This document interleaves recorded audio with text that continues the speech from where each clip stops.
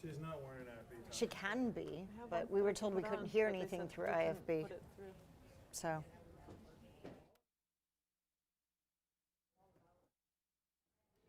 You copy that, Tom? You probably need one for the 6th, though. Okay, here we are. We will, yeah. We're still getting started here. I'm Caitlin Ross here with Rebecca Lindstrom. We're Live getting news. all of our production going here, but we wanted to bring you this incredibly important investigation that Rebecca's been working on for months now. It's called Caged in Cruelty, and it really addresses the huge problem we have here in Georgia with puppy mills and what can be done about it. Because here at 11 Alive, we want to talk about solutions, not just the problem. And Rebecca, I know you've spent a lot of time talking about this, thinking about it, and figuring out what we can do as a state to move the ball down the field.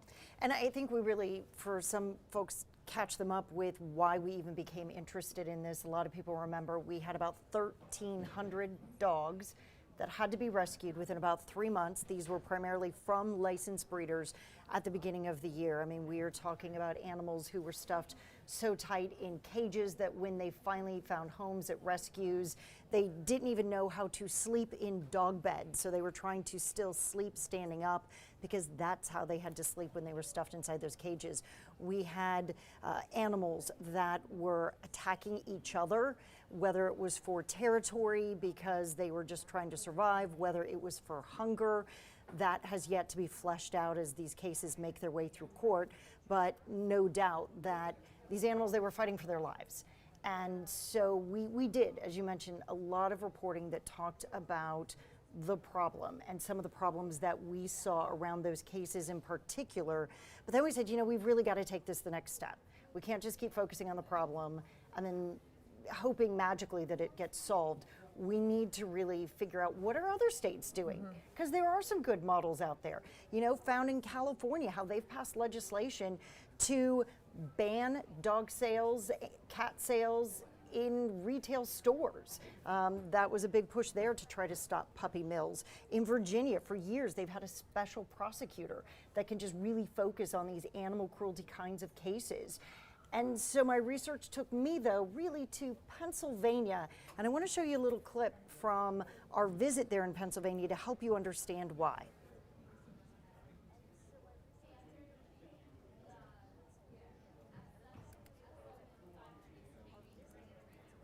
DJ for the day, or have a parade in their honor. It was one of the most beautiful things to see this dog who had been so unloved for her whole life to be embraced by a community. Victoria was discarded by a breeder. Over 10 years, she gave birth to an estimated 150 puppies, but had no value when she began to suffer from the dog form of ALS, Lou Gehrig's disease. What are we doing with the postcards? So this is the next campaign. But Victoria quickly found a new home in the halls of the Capitol, fighting to ban dog sales at pet stores. One time, our state was ranked 36th in our cruelty laws, and I'm so proud to say we are now within the reach of the top 10 states. About a decade ago, the state overhauled regulations for kennels that sell 60 dogs or more to pet stores and dealers. This mini Rottweiler breeder let our cameras inside. His kennels have a solid surface, something that wasn't required in Georgia until earlier this year. Before, dogs could live their entire lives in wire hutch cages, injuring their hips and paws. What's your name? Here, the breeder uses an invisible fence to give his adult dogs a chance to roam. But these Rottweilers also have access to an outdoor exercise area, something required by law for commercial kennels. They must also have a vet-approved exercise plan and be seen by a vet twice a year. Georgia doesn't require any of that. For us, condition of dog is a regulation. So they're looking to make sure that dog is well groomed. There's no glaring physical problems. If you see like a droopy mouth, that could be a sign of a dental problem. I mean, like rotting teeth? Yeah, different degrees of dental disease. Last year, referrals to law enforcement led 5 breeders to face charges for animal cruelty, 10 more so far this year. Wardens listed on their inspection reports, which are then posted online. But in Georgia, to get that information, you have to file an open records request. It's the public's right to know. We deserve to know what kennels have had violations so that as a consumer, we're protected from not being duped into purchasing puppy mills.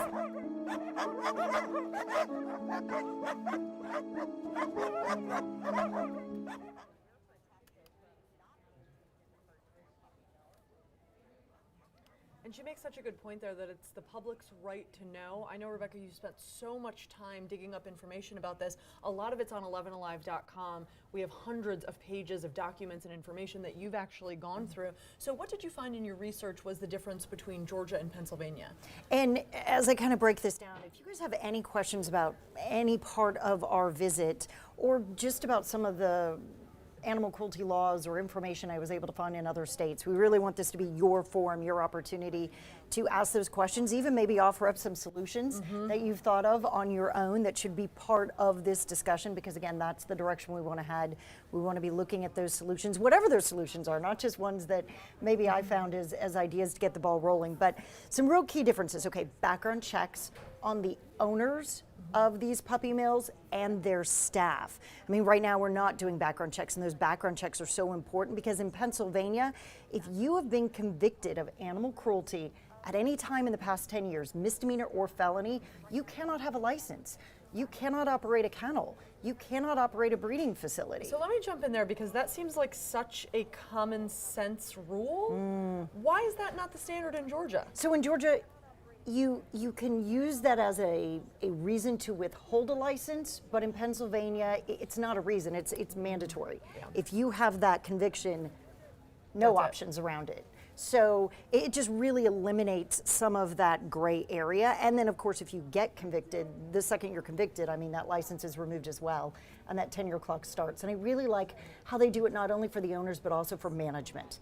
Because if you're gonna be around those animals and you're gonna be deciding ways and reasons and how they should be cared for, then you too should be of the mindset that you're going to take care of these animals. So that was a big one.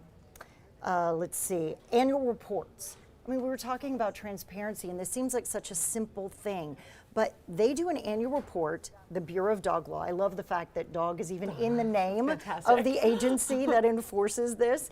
But the Bureau of Dog Law puts together a report every single year. It goes to lawmakers. It is posted online, so anyone can see what they have done over the course of that year, and it lists how many violations they have issued, civil penalties, how much did they collect in fines and fees for those violations, were there any misdemeanor charges that came out of their investigations through law enforcement, and how many unlicensed kennels did they find. So the state of Georgia keeps that information, but you've got to file an open records request to get it. And of course you have to think to do it. And so there is a little bit of that accountability that's lost when it's not just there, easily to be inspected by lawmakers, by policymakers, and by the public. Well, by the public, because just drawing a very clear distinction, open records can be really confusing. I've been a journalist for 10 years, and it's still really hard to find some information. You have to know who to call, where to file, who to follow up with, and a lot of people don't have the time or the money to follow through with these requests. And I will say the Department of Agriculture is very responsive. If you file an open records request, I've always had them do their best to turn that information around within a few days. But if they already have it, why not just go ahead and make it easily accessible and public? And the other thing that Pennsylvania posts online are all of their inspection reports. So you're about to go buy a dog from a breeder and you want to know about that breeder's background, you can go online and read their entire history of inspection reports.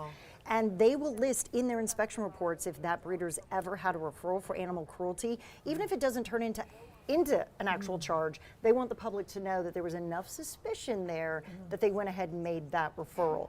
Another key thing, when we're looking at Pennsylvania versus Georgia, we've talked a lot about the shelter conditions, the cage sizes, and I think we've got a good image that kind of shows the difference between the two states, or at least sets the tone for it. We have here in Georgia this year, great step forward, removed the ability for puppy mills to use those kind of rabbit hutch cages. I mean, in Pennsylvania, only their commercial kennels are required or not allowed to use those. And in Pennsylvania, they'd like to see, you know, a lot of these standards put more across the board, commercial, non-commercial, because that difference isn't how many dogs you're selling, it's are you selling it to a pet store, that's commercial, or are you selling it to the individual, that's non-commercial. So you could still have 300 dogs Right. So that's a push there in Pennsylvania. I mean, in full disclosure, that they'd really like to see a loophole that they'd like to see closed. That here in Georgia, we've already done that. Our standards are the same for everybody. So yay, Georgia, on that one. But they have to have vet checks on all of their dogs twice a year. You talk about medical neglect and being able to catch things like what you're seeing right now, Darla, the teeth, the jaw that's rotted out. We've had inspectors here in Georgia, those are Georgia dogs, go there, look at that, say nothing's wrong, because they don't have the time to put their hands on these dogs. Right. But there in Pennsylvania, they've mandated that veterinarians are putting hands on these dogs at least twice a year and filling out a form saying, no, their teeth are good, their eyes are good, their nails are trimmed, their hair is not matted, which then the inspectors, all they have to do is come in and look and say, okay, you've done the paperwork, Yep. the vet has been here. They also, this is the last big thing, vet approved exercise plan and 24-hour unfettered access to outdoor exercise. That would be a huge difference from what we So, see right now. right. So that means in most cases, like really what that's meaning there is you're going to have your traditional cage where the dogs live, and then there is a little doggy door that then it opens up to an area that has to be at least twice the size, that has the fresh air. It could have a roof over it so it doesn't get muddy, so it doesn't, you know, is better controlled from the weather. But it has to be fresh air that they're breathing and running around in as they're out in that part of the cage. And so again, I mean, I know some people, they just really hate breeding, and that's fair. But if breeding is going to exist, as I think most of us kind of know, that there's always going to be a place for this. And people who want to buy some of these dogs, let's just look at least at the regulations of how we get those dogs to be in the best conditions possible. So I do want to jump in there because a lot of people are saying on our Facebook page right now, they're wondering why buy dogs who are breeded? Why not just go straight to rescues? Great so, point. Yeah, what have you found about the demand in our state for dogs who are bred in these conditions? I think as long as you have people who want to buy specialty puppies or really specific about the types of animal that they want in their home, you're always going to have some level of breeders. I mean, even in California, where you can't sell these dogs in the pet stores, you're still able to purchase them online and go and pick them up or have them shipped. So that's really, I mean, that's the big challenge in education, the supply-demand part of it, that laws, regulations are never going to change. Well, I want to ask you too about the laws and regulations. Obviously, they're trying their best. I think this is a really difficult thing to legislate, and I want to talk about that aspect of it a little bit because this took a lot of investigation to even get to this level for you. A lot of the places who have these breeding facilities are not accessible to the public eye. You can't just from the road see, oh, you know, Fido's in really bad condition. And they try to hide them. Exactly. They don't want nosy visitors. Yeah, they are in really shady areas and sketchy conditions that make it very difficult to keep tabs on what's going on. And that's why it really is up to, in this case in Pennsylvania, because most of these are out in rural areas, it's the delivery truck drivers. It's the taxi drivers dropping people off that are filing these reports, but it is also the dog wardens, as the Bureau of Dog Law calls their inspectors, who have that legal authority and access to get onto the property, and they are making those referrals to what they call their humane law enforcement officers. And these are police officers that do nothing but investigate animal cruelty. And we were able to ride along for an entire day with one of those officers, and I want to show you just a little clip from that ride along.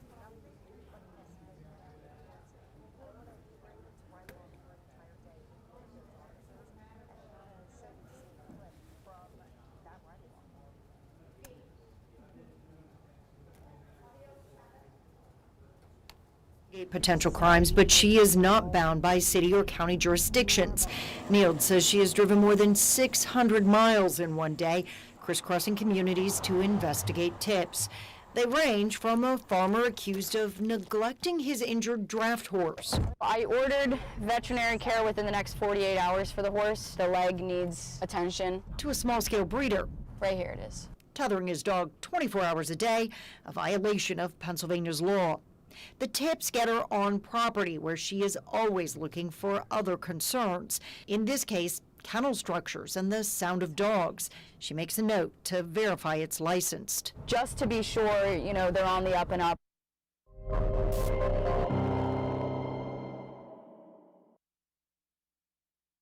see any YouTube questions.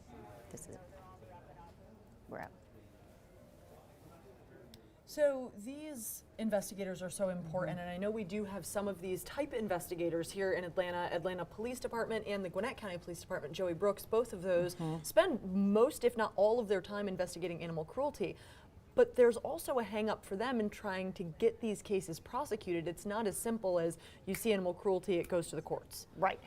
And when we were at the Animal Protection Expo a couple weeks ago, had a wonderful conversation with an animal cruelty officer in the Athens-Clarke County area, and they have been working with the law school at UGA to try to, when they do their investigations, help compile the reports so that when they hand them off to the prosecutors, they have this very technical law that can be difficult to take through the court system, all laid out for them to make that prosecution easier. So we do have here in Georgia some homegrown solutions, some communities that are really trying to address that very problem. But I think how they've worked this out in Pennsylvania, why it's been so successful for them, is they are multi-jurisdictional. So Joey Brooks can only investigate things that are in Gwinnett County. Right. APD has some of these officers. They can only look at what is taking place in Atlanta.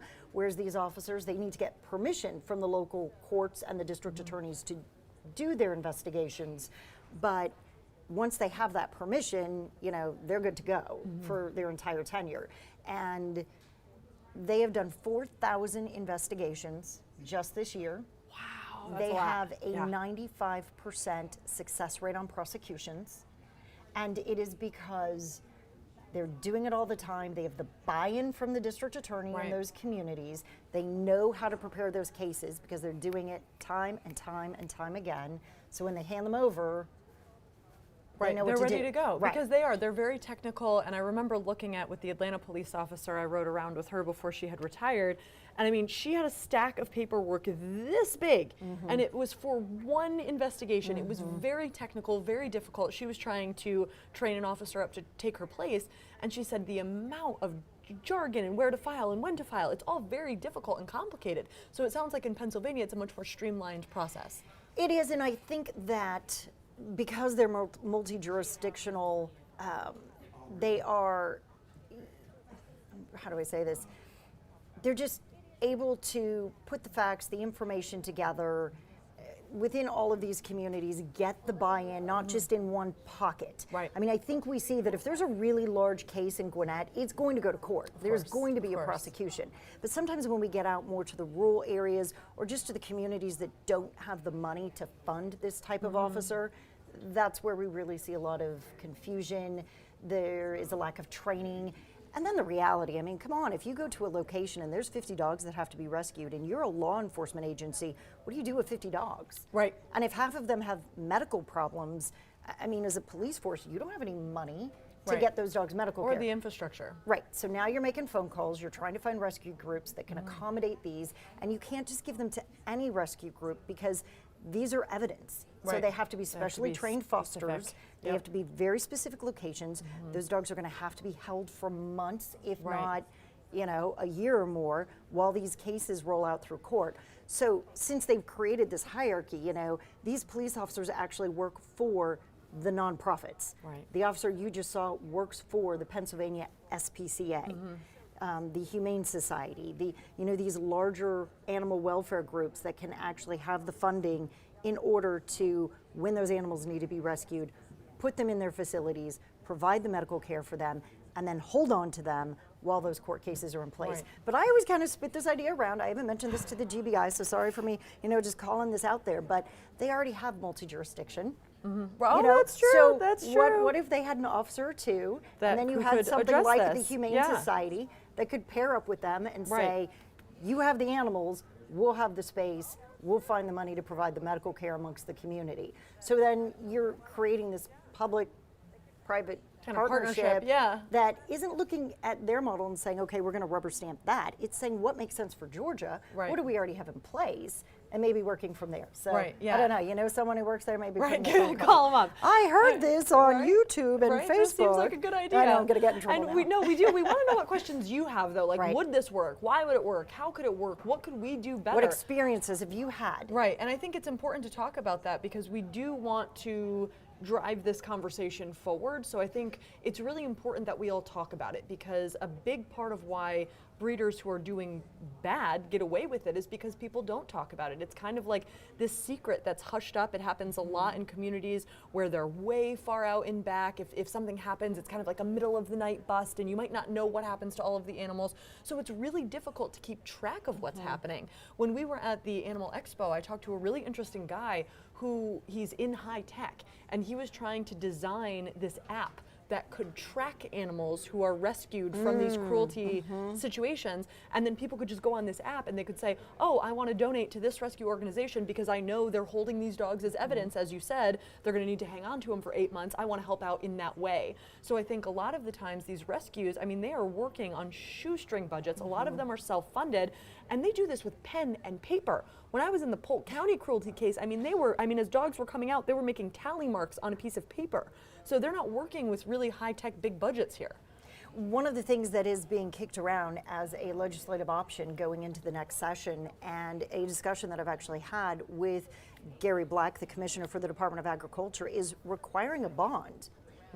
If you're going to be a licensed kennel and you're going to be making money, you're going to be profiting off of these animals, then to get your license, you have to prove that you have the financial capacity to care for these animals. You have a bond so that if these animals have to be rescued, Right. then some organization, you know, I don't know how it'll work, I think this is all still kind of being discussed, Right. but would be able to make a claim against that bond to reimburse the cost of now rescuing and caring for those would be animals. fascinating. You know, again, anytime there's change, because we're talking about livelihood and businesses, there's pushback. So course. with anything that we're discussing here, if you're in favor of it or you're opposed to it, I mean, this is the time to voice those opinions. You have to let the Department of Agriculture, you have to let your lawmaker know how you feel about these issues, because it is going to be discussed. So we have a question here from Rose. She says, what about the owners that are cruel to their pets and aren't puppy mills? What happens there? Because I think that's a really good point. It is a really good point, and I will say, in all honesty, we have focused our investigation and the bulk of my knowledge at this point in time on legal licensed puppy Breeders, mills. got it. Breeders, not legal licensed puppy mills. They wouldn't be puppy mills, but breeders, because any discussion that we have with someone who's knowledgeable on this issue knows that there are concerns with backyard breeding. There are concerns with shelters. There are concerns sometimes with rescues that turn into hoarding situations. Right. There's a lot of concerns around the issues of animal welfare and animal cruelty. And so instead of being here, here, here, and here, we wanted to try to take a really intentional approach on one of those tracks. Yeah, that's a great point. And then once we get down that road, then shift. Okay, now we've heard a lot about shelters. What do we need to know? How do we investigate that track? Right. I mean, you've had a lot of experience just in Canine Kate and with some of these stories day in and day out. Anything that you would add to that question? I think that individual cruelty is really important. I think that the mindset around how we treat our pets is really important to discuss. I think that there are a lot of situations that we end up reporting on the news where it is someone who has a good heart, and then that turns into a hoarding situation and it gets totally out of control. And I think I've learned a lot about that, because the immediate knee-jerk reaction is just to be really angry when you see animals in poor conditions. But I think people who have a heart for animals have really big hearts, and that can occasionally go off the rails. And so there is a lot wrapped up in this issue that I think is really important to understand. I would love to put it out to the viewers here who are watching along. If there's like a really specific issue that you have, what do you think Rebecca should investigate next? Because I think we're in this great position where people are responding to this investigation. They understand how important it is. And so I think it's important to have that feedback into what direction the investigation should take next. And I will say, on the issue of individual animal cruelty, that is exactly why the humane law enforcement officers exist in Yes. Pennsylvania, and the animal cruelty officers exist in Gwinnett and in Atlanta. They're not just looking at breeding situations, you know, the focus of our investigation right now. They're looking at any form of animal cruelty. When we were out on that ride along, she had a tip, Officer Nields had a tip that there were dogs living outside full-time without shelter. Now that's against the law in Pennsylvania. She gets this tip, she goes to the house, she sees actually that the dogs are not outside. When she gets there, knocks on the door, the dogs are inside. Oh, wow. And so the tip didn't mesh out exactly the way she received it, Right. but she did check on the safety of those dogs. She did make sure that there was shelter and an enclosed safe area for them to live when they were outside. She gave them a copy of the law to make sure that they knew had it. that, yeah. And of course now that family is put on notice that somebody's watching. Right. Somebody's looking at what you're doing and is probably going to be more likely to follow it. But when she got in the car, I just sat there and I was just like, somebody called that in and there was someone here to respond. Yeah, like I- immediately. I mean, which there was is somebody there to check on the welfare of that dog. And in so many communities throughout Georgia, we just don't have that. right. We don't. Well, there's no resource There's available. no resources. Yeah. I don't fault anyone in those communities. Right. They're just, the resources aren't there. And that's why we were in the middle of nowhere, rural Pennsylvania, and here's this officer, a resource that is available because of the generous donations of the people in Pennsylvania. Those law enforcement officers are fully funded off donations. They are enforcing the state's laws. This is kind of like why I'd rather see something like the GBI do it here as opposed to Yeah. their model. It costs them $3 to $4 million a year to have those officers and provide for the shelter and medical care for the animals that they rescue. And that is almost entirely funded through donations from residents in Pennsylvania. That's incredible. I think mean, that's really amazing. That speaks to the heart of that state. So no matter It how does. much bad talk they've had in the past for being the puppy mill capital of the country, Right. Mm-hmm. which is an image they really have work to change. I mean, that just speaks volumes well, about the it's heart of the interesting people who that you live bring there. up the reputation they've worked to change because people immediately commented. Go to that. Yeah, go to the. It's bad puppy mills. There are puppy mills in Pennsylvania, and it's interesting that they've worked so hard to really change that. To do something about that. And it started with reform in the regulations back in 2008, and they have just kind of continued to chip away at that with Libre's law. A lot of folks watching probably familiar with Libre. Right now they're fighting the battle with Victoria's law. I mean, they're not stopping. They say we Right. want to be the best. We want to remove that image. And so all of this is not to say that there aren't still puppy mills there. Of course. But there are people who care. There are people who are trying to find it. And I will say that there is a heart to actually enforce the laws when they can detect it and prove it, and they will do something about it. Right, because it can be really difficult for these officers when they go out to a situation and it's like they either the proof isn't there, or when I was riding along with the APD officer, Officer Amy Solder, she had told this really interesting story about how she was able to get charges to stick because she kept hearing about this house and they were abusing animals and they were abusing kids, which we definitely should get to the link next between animal abuse and people abuse. But she finally was able to find this list of, they were cockfighting. And so she was able to find a list of the eggs that were like going to be next up in line to be part of this cockfighting ring.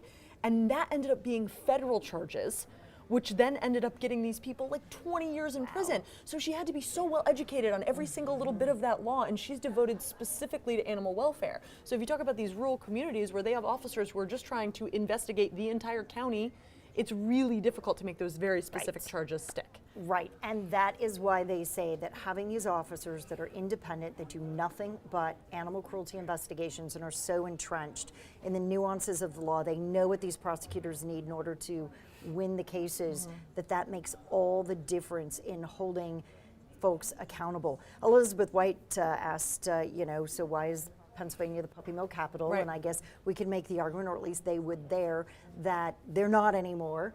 Unfortunately, though, when you close down on one state, it tends to shift to another, Right. and that's why this is not just Pennsylvania's problem to solve. It's not just Well, Georgia's because honestly, problem to there is solve. big We have to money. do this across There the is board. big money Big in money. this. Anytime we get an alert from, Petland saying one of our dogs has been stolen, value of the dog, $6,500, like more than $6,000. I adopted my dog for $35.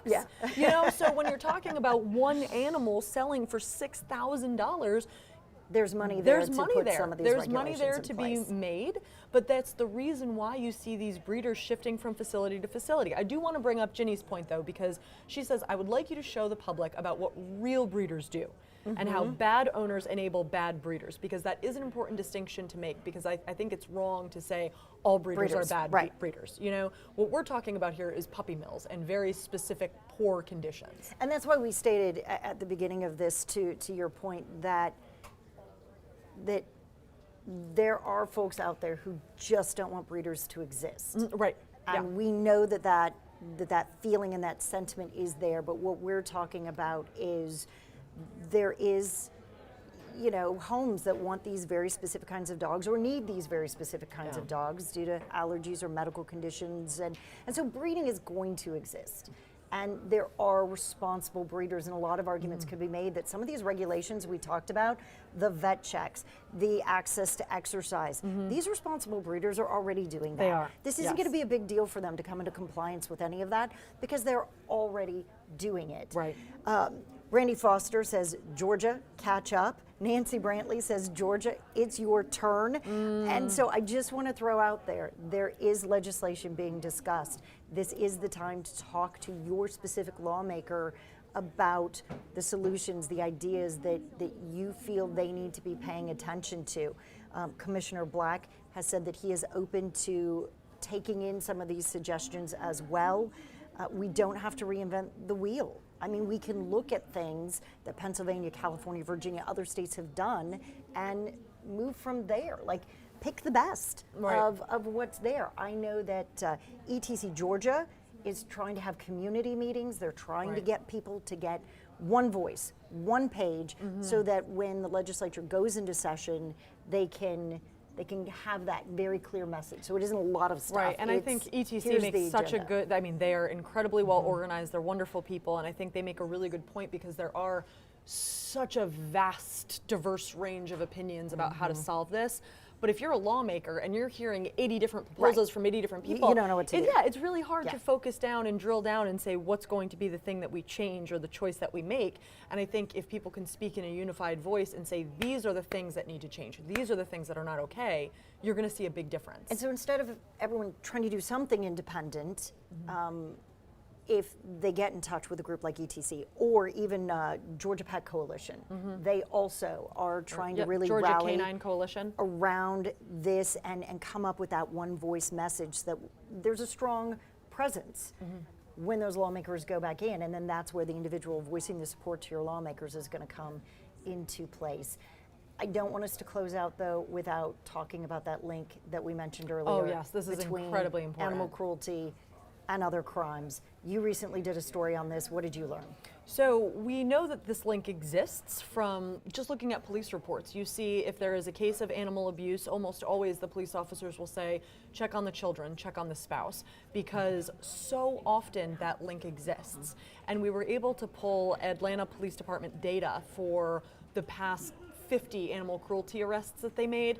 And if you looked at their other charges, arson, murder, burglary, battery, it exists in, I think it was like 42 of the last 50 people arrested. So that link is so strong, and now that Georgia law enforcement is really getting on board in proactively investigating these things. Joey Brooks from Gwinnett County was telling me he recently was able to bust a pedophile ring that started, it was through an animal cruelty investigation. It was all wrapped up into each other because these crimes don't happen in a vacuum. You're not just hitting your pet and not hurting anybody else in your life. If you're gonna abuse your pet, you're gonna abuse other people. And I think if you look at some of these breeding operations, there's money laundering going on. Like, there's all sorts of things that are wrapped up in it, and that's a way that these investigators have found charges that really stick, is by not just saying we're only going to investigate this in a vacuum, it's we're going to bring this investigation out and cast a wider net and see what else we can get these people arrested for. And that is one reason why the Pennsylvania SPCA says they have received such generosity from the community there, because their donors realize that when they are going in and doing that animal cruelty investigation, there is a chance that they're also finding child abuse, that they're also finding elderly neglect, that perhaps they are finding gun smuggling, that, you know, so it's by going in and making those calls on that tip that I think the dog is being left outside all the time, that gets them on property, that allows them to walk around and look for anything else that might be happening. And I think that there's value in having that targeted individual who knows what to be looking for in those situations. I definitely want to keep the conversation going. I know the 6 o'clock is about to start, and we both have something that Yes. we need to do for that. Please, YouTube, Facebook, send us your questions. Tomorrow at noon, we are also doing a Reddit AMA, Awesome. Ask Me Anything. We're going to be opening this dialogue nationwide, letting folks talk to us about what's happening in their states and asking questions about how that relates to what's happening in Georgia, the research that I've done over the past few months, because like I said, I just went through and I started looking at every single state and making phone call after phone call, chasing lead after lead to see what were some of these ideas. And we just want to be able to share that so that we can keep this discussion going. So feel free, even if you think of your question later tonight, post it in YouTube, Facebook, go to Reddit, to the AMA, whatever's easiest for you, and we will make sure that we find it, reach out, and get those questions asked. Right, and this has been such an extensive investigation. I want to make sure people know you can find Rebecca's entire investigation on 11alive.com. You can also get a lot of information from your Facebook posts. You've posted all of those stories on Facebook. So Facebook, Twitter, YouTube, we're everywhere for you, and we definitely want to hear from you. So please weigh in, go to 11alive.com, and make sure to stay up to date with the reveal, because you're going to have even more investigations. And tonight on Up Late, we're going to be talking a lot more about Officer Nields and the use of these humane law enforcement officers. Great, thank you so much, Rebecca. Really appreciate it. Have a great night.